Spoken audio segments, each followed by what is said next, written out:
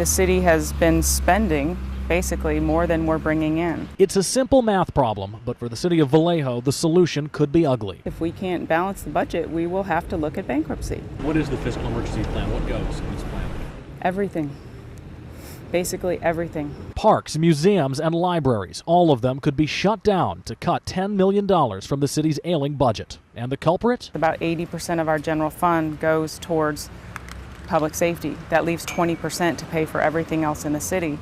And, fixing our streets, trimming our trees, it's just not enough. Police and firefighters in other cities make up closer to 60% of the budget, according to Councilwoman Stephanie Gomes. She says in Vallejo, more than half the city's firefighters make over $150,000 a year. Their salaries are so high and their benefit packages are so rich, and they've gotten richer every year. But firefighters, as you can imagine, say their paychecks are hardly inflated. And if it looks like they're making a lot of money, well, they say that's because of all the overtime they're working now that nearly a third of the department's jobs have been cut. We had 30 firefighters leave, and we've hired 3 since 2001. And now we had an additional 14 firefighters leave. It's a labor dispute that's been going on for years. Our firefighters are now working 2 jobs.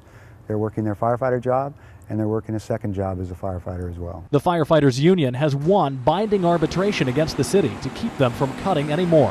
And Gomes claims those union contracts are the reason the city's in hot water. Until we can get at those contracts and renegotiate them, our budget is never going to get better. The council will consider emergency budget cuts next week. In Vallejo, Jonathan Bloom, KRON 4 News.